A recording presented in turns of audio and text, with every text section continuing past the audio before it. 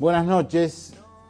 ¿Recuerdan cuando Santa Fe era la Suiza argentina? ¿Recuerdan cuando los escándalos entre poder político y poder judicial pertenecían a provincias habitualmente dominadas por el caudillismo, por la baja calidad institucional? ¿Recuerdan cuando en Santa Fe todo sonaba como un violín hiperafinado? Cuando había correspondencia en las actitudes de gobernantes y de los grupos de presión, podríamos decir, las corporaciones. Bueno, se terminó eso. Yo tengo una particularísima interpretación de lo que ha pasado entre el gobernador Wiener y los jueces de la Corte Suprema.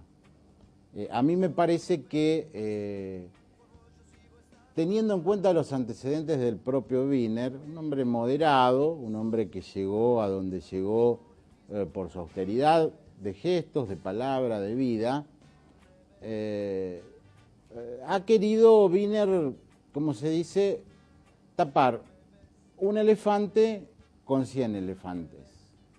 ¿Por qué? Porque la gestión no anda bien, porque la única novedad son los impuestazos, porque hay problemas de inseguridad muy graves en Rosario, que no se solucionen, y no quiero traer acá como explicación, como argumento, siempre dentro de un análisis político, es decir, pura subjetividad.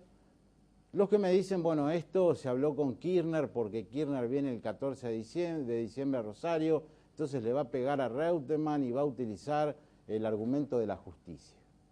Eso es me lo dijo alguien muy importante, pero no quiero adjudicárselo como leitmotiv a esta pelea.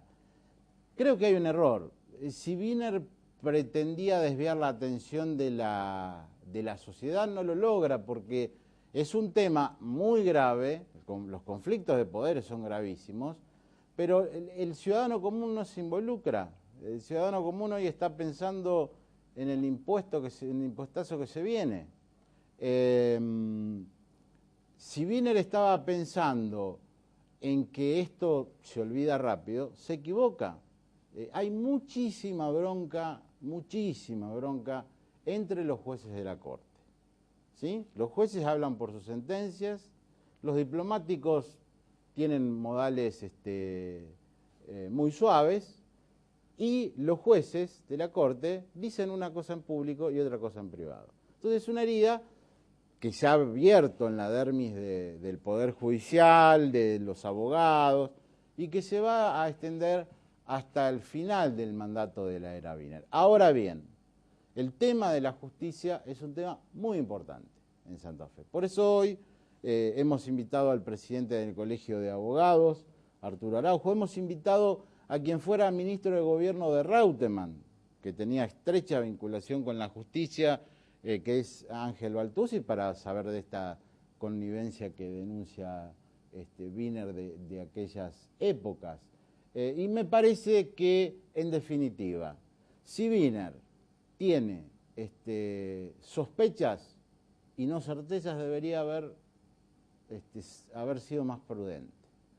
Si Wiener tiene fundamentos como para creer que esta Corte, como dijo él, es retrógrada, está dominada por favoritismo político, hay un mecanismo, activar el juicio político. Eso es lo que tiene que hacer el gobernador. Porque sí, esto no es, como dice, bueno, ya pasó. No, si el gobernador dice que esta es una Corte amañada, ¿qué va a pensar un ciudadano que es condenado por estos jueces? ¿Logro explicarme? Bueno, ese es uno de los temas. El otro tema no es novedad. Hubo internas en el radicalismo. ¿Cómo les gustan las internas a los radicales? Cafiero decía, para los radicales es más importante ir a internas que gobernar. Bueno, votaron 4 veces los afiliados radicales. Pobres radicales, den un respiro. Bueno, perdió Boazo. Perdió Boazo. Esa es la gran noticia. Ha ganado Diego Di Ciascio, que pertenece al sector aliancista con el socialismo, del Frente Progresista, de la lista celeste. Va a estar con nosotros una vez que agotemos el tema conflicto entre poderes. Y tras la pausa vamos a dialogar con el doctor Arturo Araujo, que es presidente del Colegio de Abogados. Vení.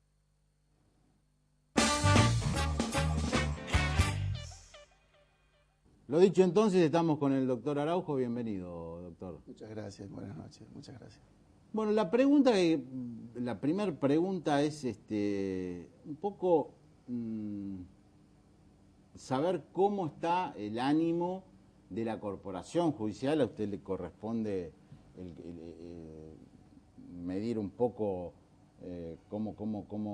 qué piensan los abogados tras esta, yo no diría cruce, ¿no? Pero estas declaraciones de Wiener, que las ha repetido, no fue una sola vez que Wiener atacó a la Corte, sino fueron 2 o 3, digamos. En general nosotros pensamos que hay un conflicto de poderes. Sí. Y los abogados están realmente sorprendidos, y prueba de ello es que el directorio el miércoles pasado, por unanimidad de los presentes, cuando estamos hablando de unanimidad estamos hablando del oficialismo y de las distintas minorías, se pronunciaron en una declaración en donde pone de manifiesto todo lo que usted venía diciendo. Si la cuestión es política, bueno, aclarar las cuestiones desde el punto de vista político, pero si la cuestión es jurídica, es de fondo, y se habla de un contubernio entre el Poder Judicial y el Poder Político, el gobernador debió haber avanzado con los remedios jurisdiccionales o constitucionales, juicio político, a la Corte o a los funcionarios judiciales que hubiere. Es decir, es muy grave lo que se ha venido diciendo, y lo grave es que estamos en un momento en que el Poder Judicial está colapsado. No porque lo hayamos dicho nosotros hace un año, más de un año, en agosto del 2008, sino porque el propio Colegio de Magistrados define que la justicia está colapsada en todos los fueros. Es gravísimo ese diagnóstico. Y en el diagnóstico estamos de acuerdo también los abogados. Ahora bien, en este momento, con esa crisis, con ese diagnóstico, es tremendamente desaconsejable que los dos poderes del Estado más importantes que pueden incidir sobre el propio Poder Judicial estén en pugna, estén en conflicto, y a tenor de lo que se está diciendo, vemos muy difícil que se puedan sentar en una mesa para encontrar soluciones. Ni qué decir que en el Poder Legislativo también existen diferencias muy importantes entre diputados y senadores. Sí. Entonces tenemos un cuadro dramático en el sentido de que todos compartimos el diagnóstico. La justicia está colapsada, pero no hay acuerdo, obviamente, en el tratamiento, y el tratamiento está en manos de 3 poderes que están en una discusión muy importante. Si esto es político, como usted había dicho en la iniciación, bueno, eso se nos escapa. Todo es política, decía Félix Luna, desaparecido, ¿no? Bueno, puede ser, pero lo real y concreto es que nosotros miramos este problema no desde un punto de vista político, no somos ignorantes de que pueda existir ello, pero lo vemos desde un punto de vista objetivo. Y el aspecto objetivo, insisto, es todos estamos de acuerdo en el diagnóstico, la tomografía, la radiografía, nos dice que está en colapso la justicia. A la hora de atribuir responsabilidades, el Colegio de Abogados ya dijo que la responsabilidad primaria es de la Corte, con todas las letras, agravada por el Poder Ejecutivo con su Consejo de la Magistratura, ineficiente en cuanto a su morosidad. 60 cargos que hay que cubrir, y hace 2 años que eso viene muy lento. De manera que hay una situación crítica, políticas inadecuadas. Y ahora se colma la medida con esta suerte de conflicto, porque no... Sí, que no se va a solucionar porque, a ver, quien no crea que desde aquí al 2011 lo político, lo partidario va a pintar toda la realidad, está errado, porque se viene cambio de gobernador, cambio de intendente, cambio de presidente de la nación. Bueno, lo que pasa es que hay que buscar otros escenarios de conflicto. Claro, pero es que el tiempo pasó, me parece. El tiempo pasó y no se ocuparon quienes se tenían que ocupar de esto, ¿no? Exactamente, bueno, pero yo no creo que a partir de una confrontación entre los dos poderes fundamentales del Estado, Poder Ejecutivo y Poder Judicial, pueda salir algo bueno. No, claro, además hay que tener en cuenta que hay un único perjudicado, que es la gente. Es la gente, es la comunidad y después todo lo que venimos por añadidura, que somos abogados, jueces y resto. Pero nosotros lo que estábamos muy complacidos por el diagnóstico del Colegio de Magistrados de la provincia, en donde dice, hay una crisis, hay un colapso de todos los fueros, de manera que condice con la postura del colegio, de manera que era el paso inicial para decir, estamos todos de acuerdo en que esto está de esta forma, mal, empeñémonos todos para ver cómo lo recuperamos. Claro. De manera que este conflicto, si no se soluciona a la brevedad, en una mesa grande, de acuerdo a ustedes, los representantes de los tres poderes, esto va a significar una frustración muy importante, porque para arreglar cualquier cosa uno tiene que saber qué es lo que está descompuesto. Claro. Y se sabe lo que está descompuesto, coinciden todos los sectores.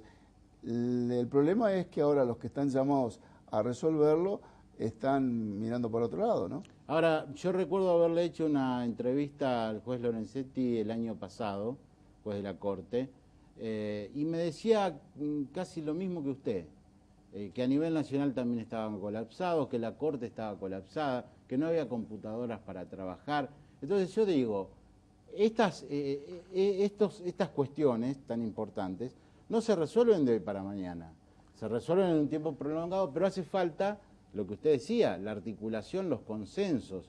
Si dos se pelean, la solución no va a llegar nunca. Sobre todo dos poderes del Estado fundamentales, que nos peleemos nosotros dos, bueno, no pasa nada, pero los dos poderes del Estado. Además que, como usted bien dice, la Magistratura Nacional de todo el país declaró hace pocos meses lo mismo, que por la cantidad de delitos, por la cantidad de causas anuales en todo el país, 4 millones de causas, era imposible dar respuesta a la comunidad. Y obviamente también entraba en el tema de la inseguridad, ¿no es cierto?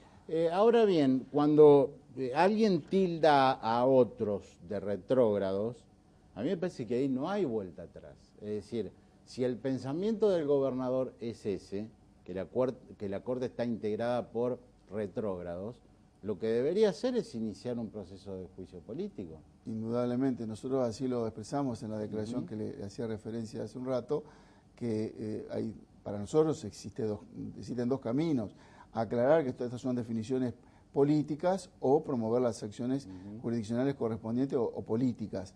Ahora bien, me da la impresión de que por los dichos del gobernador y del ministro Superti, todo apunta a que esta es una discusión o un enfrentamiento de tipo político, ¿no es cierto? Ahora bien, no se puede hacer tanta política con el Poder Judicial.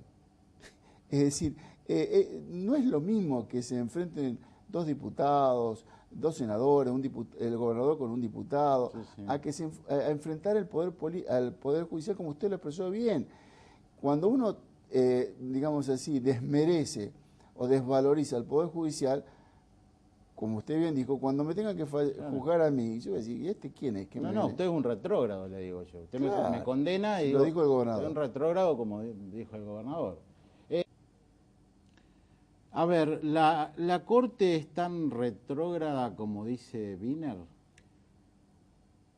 Me da la impresión de que el sistema es antidiluviano, al revés, le retruco la pregunta. Y no depende de los magistrados de la Corte, porque la Corte tiene como misión primordial fallar como tribunal de última instancia, pero además tiene la tarea que se llama de superintendencia, es decir, de administrar todo ese gran poder judicial que se extiende en toda la provincia, y ahí falla la Corte. ¿Pero por qué falla la Corte? Porque no se mune de la gente que conoce de administración, la gente que conoce de procesos administrativos. Como hay un proceso industrial, también hay un proceso administrativo, y para eso la Corte no está preparada. Y no solamente no está preparada, sino que le insume un tiempo valioso que le impide fallar. También la Corte se aboca al enjuiciamiento de magistrados, una tarea que no debería tener. Hay cosas que se le podrían sustraer a la Corte a través de leyes, otras cosas que requerirían una modificación de la Constitución provincial. Pero en este tema de administración y no verse envuelta en el día a día de la administración sobre si el foquito en el juzgado de Reconquista anda o la computadora de Rosario funciona o no, esa tarea sí podría ser delegada tranquilamente a expertos. Y esos expertos no tienen que ser abogados, como siempre lo han sido, porque nosotros, bueno, somos competentes para otros temas, no para el de administración. Cuando estamos refiriendo a administración, no nos estamos refiriendo a los códigos de procedimiento, sino a los manuales, a los estándares que deben tener los juzgados para su funcionamiento, para que sea el adecuado. Fíjese que en este tema de la implementación del nuevo Código Procesal Penal se insinúa que la tarea de administración del fuero en lo penal va a estar a cargo de especialistas en estas áreas. Entonces, volviendo a la pregunta, la respuesta es: el sistema es antidiluviano. Si se cambiaran las personas, podrían ser mejores en lo personal, en cuanto a su capacidad, pero no se modificaría sustancialmente este déficit, que es un déficit de funcionamiento en lo administrativo, en lo interno. No que no haya colas, que la gente se atendía rápidamente, que los procesos culminen en tiempo oportuno, que las audiencias no se demoren. En fin, todo eso debería estar a cargo no de jueces, sino de personal experto. Para terminar, le pido una respuesta corta, teniendo en cuenta el ánimo de los abogados y usted como presidente. ¿Qué le recomendaría a las dos partes en conflicto? Que digan, bueno, acá no pasó nada, o acá tenemos un problema serio, concreto, que es el colapso del Poder Judicial, sentémonos en una mesa para resolverlo. Doctor Araujo, ha sido muy amable en estar en este programa. Gracias a usted por la invitación. Hacemos el corte, estará con nosotros un ex ministro de Carlos Reutemann, a quien Wiener atacó a toda esa época, no precisamente a Ángel Baltuzzi, para también hablar de este conflicto. Volvemos.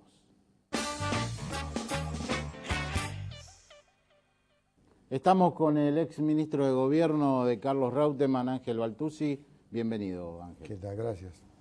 Bueno, entre las cosas que dijo Wiener y entre las que a lo mejor no dijo tan directamente, pero en la generalidad se refirió a ello, es que hubo en Santa Fe una connivencia muy directa entre el peronismo y la Corte Suprema, que hay todavía, se podría traducir. Primero, usted como político, como exfuncionario, ¿cómo analiza lo dicho por Wiener y, a su entender, los por qué? Es difícil suponer por qué Wiener, que no tenía ningún problema con la Corte, que la Corte estaba actuando muy prudentemente y de alguna manera acompañándolo en las decisiones más importantes, de pronto se vio en la necesidad de hacerle una embestida brutal, ¿no es cierto? ¿Por qué lo hizo? Algunos dicen para sacar del foco otros problemas financieros y de otro tipo que está atravesando la provincia, o bien fue un hecho espontáneo de su parte. Lo cierto es que yo, en 40 años que tengo en la actividad política, nunca he visto un maltrato y una embestida tan frontal contra el Poder Judicial, porque no solamente fue con la Corte, fue con el Colegio de Magistrados, es decir, fue una cosa muy generalizada. Tomando como pretexto el caso Fraticelli, y fíjese el despropósito, que involucra, por ejemplo, también a la doctora Gastaldi, que fue la única que hizo un fallo que de alguna manera atendía a las argumentaciones de los abogados de Fraticelli. Y justamente la doctora Gastaldi, que fue una persona en su momento muy relacionada con el ex gobernador Reutemann. Es decir, lo embisten a Reutemann embisten a la Corte y precisamente la persona quizá más cercana a Reutemann, que está en la Corte, había votado a favor de Fraticelli. Entonces parece como que se tomó, a mí me da la impresión de que Wiener no acepta que el Poder Judicial no es un poder que se renueva cada 4 años como en las autoridades políticas. Es decir, Wiener cree que llegó él y empezó la historia y que eso le da derecho a haber ganado una elección a barrer con la composición de la Corte o con el Poder Judicial santafesino. Es decir, hay una suerte de omnipotencia que le alcanza también al ministro de Justicia, una suerte de omnipotencia contenida que de pronto explota por algún lado y de alguna manera pretende arrasar con una cuestión que es constitucional. Eso es la cuestión de la compensación o el equilibrio de poderes. Los poderes, perdóneme, los poderes, el Poder Judicial no tiene por qué ser un calco del Poder Ejecutivo que ganó la elección. El Poder Judicial, al contrario, tiene que ser un control o un contrapeso al poder político. No sé si se podrá establecer ese mecanismo, pero bueno, en mi pueblo decían, además de ser honesto hay que parecerlo. A mí me parece que el hecho de que Rafael Gutiérrez, primo de Reutemann, ¿verdad? Perdóneme. No, déjeme terminar la idea, sobre ese tema le voy si a no hacer- me va a conducir el programa usted. No. Quiero decir, No es primo de Reutemann. no es primo, no es familiar. Ahora le voy a aclarar. Bueno, Ni es familiar en este momento. en este momento, No, pero no, sí no. cuando Reutemann fue gobernador. No, Bueno, Él era fue primo- familiar, en fin. A mí me parece que debería haber algún mecanismo para que un estamento como la Corte no tenga ningún vínculo con el gobernador de la provincia. Está bien, no hay mecanismos para hacerlo. Critico eso. Y critico también que en su momento, cuando asume Wiener, se cantó Resistiré en una reunión donde estaban los integrantes del colegio. pero eso le dieron una connotación que no tenía. Era una canción que se cantó porque le gustaba a todo el mundo. No. Bueno, o vimos lo último, lo primero, digo. Bueno, pero yo le voy a decir una cosa. La Constitución de Santa Fe, todas las constituciones de la provincia y también la Constitución Nacional, establece que el Poder Ejecutivo es el que propone los nombres de los que van a integrar a la Corte. Entonces, es lógico que los propuestos sean personas del conocimiento y que consideren de alguna manera el gobernador, en este caso, que sean personas que reúnan las condiciones y que sean a su vez confiables según su punto de vista. Pero mire ¿O acaso, cómo... fíjese, Wiener, ¿a quién propuso de defensor del pueblo? ¿Buscó a alguna ignota persona con un buen currículum? ¿Buscó a una persona de su amistad? Lo propone a Vistoletti, que fue nombrado juez por Revilio. que fue nombrado Propuesto. juez por Revilio, pero que después ha mantenido, se ve y tiene una buena relación personal con Wiener. Entonces, ¿cuál es el tema? Acá se han seguido. La Corte ha sido nombrada conforme a las normas constitucionales, reuniendo todos los requisitos. Entonces, ¿qué tiene que hacer el gobernador si respeta la calidad institucional que dice pregonar? Aceptar la Corte que tiene y en su momento, si hay alguna vacante, ya tendrá el gobernador la posibilidad de nombrar de proponer algún miembro de la Corte. Yo creo que hay algo más directo, que creo que Wiener lo prometió en su campaña.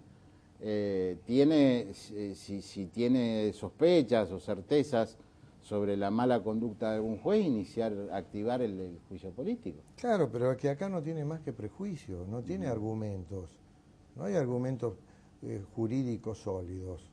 Es decir, lo ataca por una sentencia de un tema que es totalmente opinable, por una cuestión formal que hizo que la Corte mandara a dictar otra sentencia en el caso Fraticelli.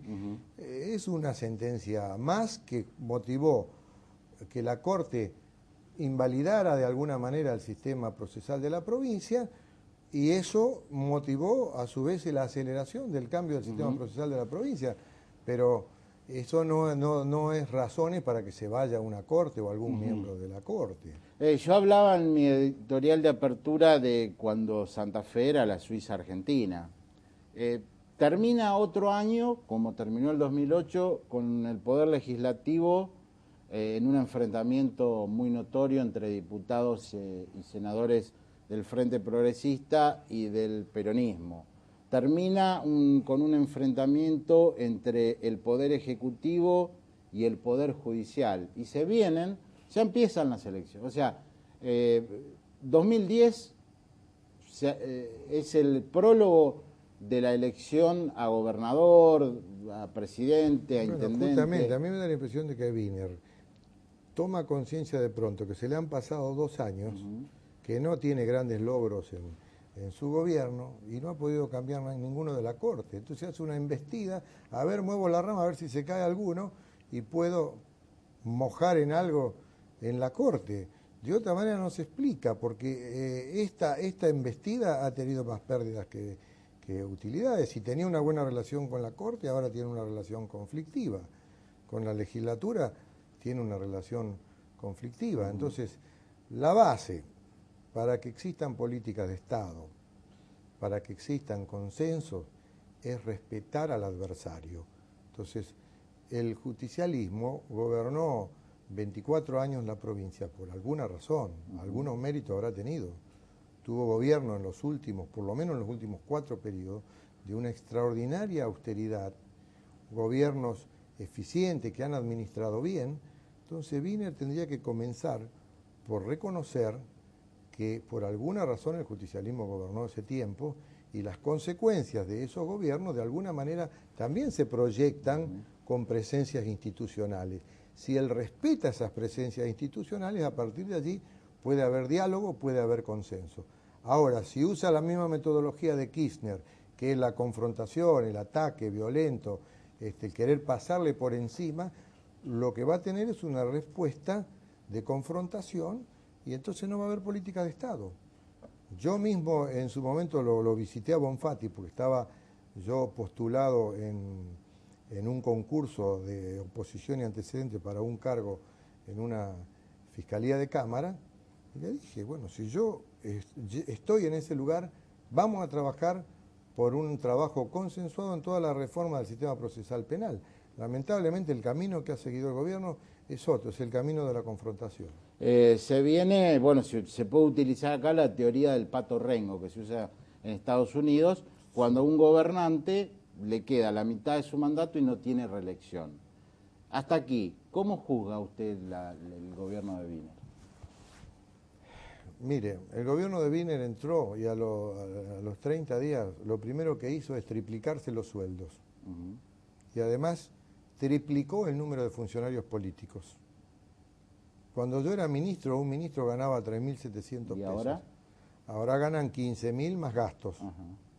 Un asesor B, cuando yo era ministro ganaba 2.000 pesos. El asesor B no tiene obligación de cumplir horario. Ningún funcionario de asesoría, asesores de este gobierno, gana menos de 8.000 pesos. Entonces entraron tirando manteca al techo para su propio molino. Lógicamente han aumentado la partida de sueldos de una manera extraordinaria. Han creado de pronto 5 ministerios juntos, una enorme burocracia. Y bueno, eso a su vez acarreó de que los que están más abajo también estiren la mano para ver qué reciben. Entonces han sido imprudentes con los gastos. Entonces ahora, en lugar de decir vamos a hacer austeridad, vamos a ver cómo reducimos gastos improductivos, lo que se le ocurre es un impuestazo. Mire, nosotros, el gobierno de Reutemann, cuando empezó la crisis por ahí por el año 2000, teniendo sueldos muy magros los funcionarios políticos, hicimos una reducción de sueldo. ¿No sería el momento de que Wiener y los ministros que ganan 3 veces lo que ganaban los funcionarios del gobierno de Obey y de Reutemann piensen en una reducción de sueldos, que den el ejemplo ellos y después entonces que le pidan esfuerzo a la ciudadanía? Yo creo que un funcionario, un ministro debe ganar bien, debe ganar muy bien. Ahora me quedé sorprendido con que ningún funcionario gana menos de 8.000 pesos. Los asesores del Poder Ejecutivo ganan de 8.000 para arriba. Eso me parece criticable. Y además otra cosa, el total de funcionarios que tenía el gobierno de Obey y el anterior de Reutemann eran algo así como 270 funcionarios con asesores y todo. Ahora el número se ha triplicado. Y si no, pregunten en Santa Fe, que no hay nunca un hotel disponible porque está todo lleno de funcionarios. Entonces, de esa manera, no hay dinero que alcance. Entonces, que piensen en dar un ejemplo de austeridad. Primero, los funcionarios políticos. Y después que le pidan esfuerzo a la población santafesina. Porque es fácil, cuando falta el dinero, vamos al impuestazo, a detraer más. Y eso va a afectar, el impuestazo que se está programando, va a afectar más a la producción, va a sustraer recursos que están circulando en la actividad económica y que van a pasar a gastarse en burocracia. Ángel Baltuzzi, le agradezco mucho haber estado en este programa, haber dado su opinión y bueno, nos volveremos a encontrar. Bueno, muchísimas gracias y solamente quiero, para terminar, decir que si hay gestos hacia la oposición de respeto y consideración, quizás se puede iniciar un camino de acordar políticas de Estado. Que lo piense eso el gobernador. En lugar de confrontar, piense... ¿No pasó el tiempo? Nunca es tarde porque en el fondo hay que tener resultados que sean valiosos para la población, ¿no? Gracias por venir. Estuvo con nosotros el ex ministro de Gobierno, Ángel Baltuzzi. Hubo elecciones el domingo en la Unión Cívica Radical del departamento Rosario. Ganó la lista celeste, derrotó, la noticia podría ser, perdió Boazo. Vamos a estar acá con el verdugo de Boazo, con quien le ganó. Se llama Diego Di Ciascio y ya viene tras el corte.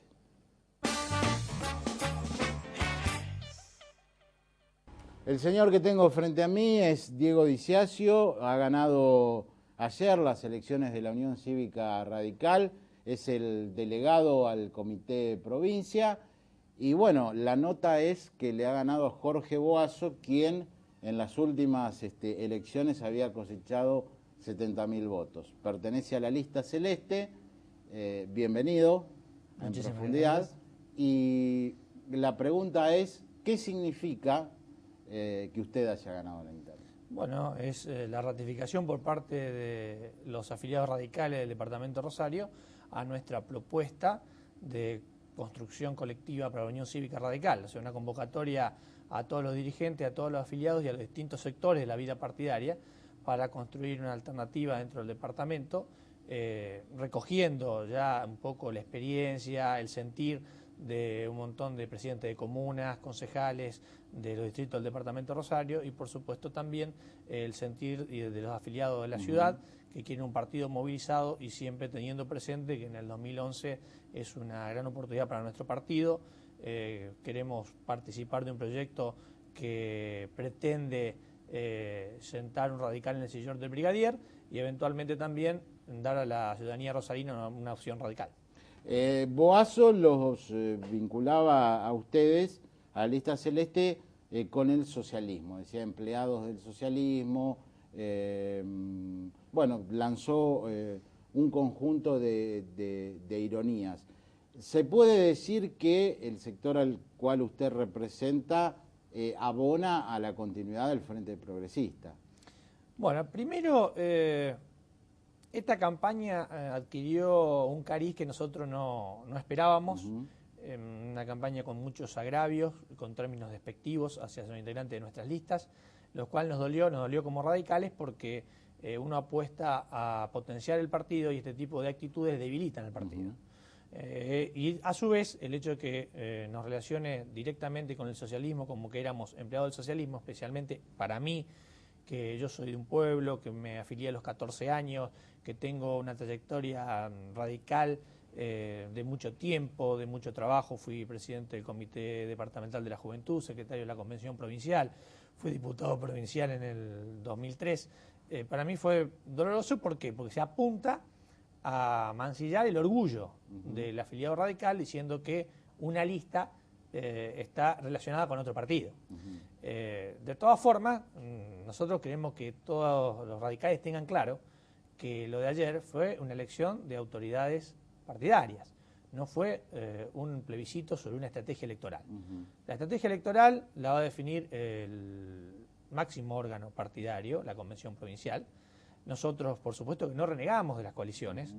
La Unión Cívica Radical a nivel nacional forma parte del acuerdo cívico, la mayoría del radicalismo forma parte del Frente Progresista, pero nosotros, por encima de la herramienta electoral, lo que tenemos presente es que queremos contribuir a que un radical sea gobernador y, por supuesto, acá en Rosario hemos asumido el compromiso, por lo tanto tenemos la obligación de, con nuestra labor en todo este tiempo, ratificarlo, de poder ofrecerle a Rosario una alternativa radical. Pregunto, Boazo sacó 70.000 votos en la elección general. Quiere decir que lo han votado muchos extrapartidarios. Esta derrota no les hace correr el riesgo de que Boazo salga del partido, juegue por afuera y muchos de esos votos se pierdan en una elección general. Bueno, esperemos que no. Nosotros creemos que se ha equivocado el camino del momento que esta no era una elección donde se elegían concejales, donde él puede tener algún capital político en base a su trabajo. Aquí era una elección sobre cargos partidarios y lo que se elegían eran dirigentes que puedan desarrollar y desempeñar ese cargo partidario. Y por allí la tradición partidaria en mi oponente circunstancial no ha sido todo lo larga o lo profunda en cargos partidarios precisamente, y por allí la construcción nuestra apuntaba a todos los dirigentes del partido, a todos los afiliados y un montón de dirigentes representativos que convergen en la lista celeste. Y de antemano, en cierta manera, nuestra lista ya se preveía como posible ganadora. Nuestra lista, en principio, era el intento de hacer una lista de unidad y hasta incluso al mismo sector, al mismo concejal Boazo y a algunos de sus seguidores, se ha tratado de que estén incluidas en esta lista de unidad. Después, por problemas, porque hasta incluso siempre en esta posibilidad de armar una lista de unidad, siempre se tuvo presente la cuestión Rosario y la cuestión de tener candidatos propios en las próximas elecciones, con lo cual él, habiendo sido candidato, por allí tenía alguna vuelta de ventaja sobre algún otro oponente circunstancial dentro del partido. Por cuestiones de cartel, por el espacio que se le daba, por el lugar que se le daba en el armado de esta lista de unidad, él no aceptó, forzó la interna, le dio a la campaña un carácter agresivo que nosotros de ninguna manera pretendíamos que se le imprimiera. Y bueno, después vienen los resultados electorales que fueron muy amplios. Hemos ganado en las seccionales del centro en su conjunto, hemos ganado, en Rosario barrios hemos ganado y en los distritos del departamento de Rosario hemos ganado, con lo cual hemos tenido un amplio resultado, un amplio triunfo, y viene después de este triunfo también una serie de descalificaciones que a nosotros nos apenan porque de cierta manera no ayudan a que la sociedad visualice al radicalismo como un partido, por lo menos en estos momentos, sin mayores disputas internas. Tienen al dirigente con mejor imagen a nivel nacional, que es Julio Cobos. Wiener no tiene posibilidades de ser reelecto. Barletta le ganó por 20 puntos en la ciudad de Santa Fe al peronismo. Todo parece indicar que en el Frente Progresista el próximo candidato es radical. Bueno, exactamente, esa es la hipótesis que nosotros tratamos de abonar. Nosotros creemos que en el 2011 se le presenta al radicalismo una excelente oportunidad a nivel nacional, una excelente oportunidad a nivel provincial. A su vez, eso estuvo ratificado por los últimos comicios para autoridades comunales y municipales, donde quedó expresado todo el poderío territorial del radicalismo. En función de ello, nosotros creemos que necesitamos un partido movilizado, trabajando en forma armónica, sin actitudes individuales, que nos permitan que todo ese potencial se exprese electoralmente. ¿Es Barletta el hombre o hay otros dirigentes? Los radicales somos muy democráticos y falta mucho para el 2011. De todas formas, no es arriesgado decir que quizás hoy sea el dirigente mejor posicionado para ser candidato a gobernador. Con lo cual el vicegobernador debería ser de Rosario. El vicegobernador tendría que ser del sur. Esperemos que sea de Rosario. Dicasio, están cansados los radicales de votar 4 veces en un año. Se votó mucho. Bueno, nosotros somos.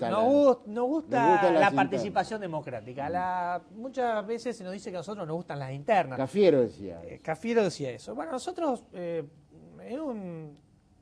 único partido que tiene una organicidad, que después esa organicidad por allí trae algún tipo de conflicto y que la gente lo ve como excesivo internismo.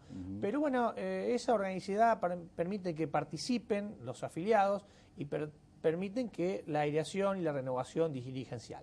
Así que nosotros estamos contentos, esperemos que todas estas opiniones y estas descalificaciones que hemos escuchado en estos 7 u 8 últimos días, más hoy, esperemos que se terminen, que el partido se calme y hacemos una convocatoria a quienes hoy integraron la lista amarilla a encolumnarse detrás de las estrategias de las autoridades partidarias electas, de participar, porque han alcanzado la minoría, o sea que también participan en este caso con 4 convencionales de 13 que resultaron electos, y por supuesto también quiero destacar que algunos dirigentes de la lista amarilla me han llamado para felicitarme, la gente de Villa Gobernador Galvez, la gente de General Lagos, que eran candidatos a convencionales provinciales, ya han llamado para reconocer el triunfo, para reconocer que había sido una elección transparente y para darme sus felicitaciones. ¿Le gustaría una fórmula Cobos-Wiener? Sí, me gustaría una fórmula, o sea, sería una fórmula potable, una muy buena fórmula. Yo creo que, de todas formas, en el radicalismo, hoy Cobos es el candidato mejor posicionado. No quiere decir que sea el único candidato que pueda tener el radicalismo de aquí al proceso interno o al momento en el cual se decida quién va a ser el candidato. Hoy yo creo que Cobos es el que está más cerca de ser candidato del radicalismo. Le agradezco mucho haber venido, lo felicito por la victoria y bueno, nos queda un amplio margen para seguir debatiendo todos estos temas de cara a lo que se viene, porque las elecciones son en el 2011, pero en el 2010 ya se empieza a tejer alianzas y de alguna manera darle el armazón a lo que serán después las candidaturas. Por supuesto, yo le quiero agradecer a ustedes la invitación, la posibilidad de estar con toda su audiencia y bueno, en la convocatoria a todos los radicales para que se sumen. Vamos a hacer un partido orgánico y movilizado y vamos a ver si podemos cumplir con nuestro compromiso de dar a la ciudadanía rosarina una opción radical. Muchas gracias. Estuvo con nosotros Diego Diciasio, quien ganó ayer la interna radical. Último corte, pequeñísimas conclusiones y despedimos el programa.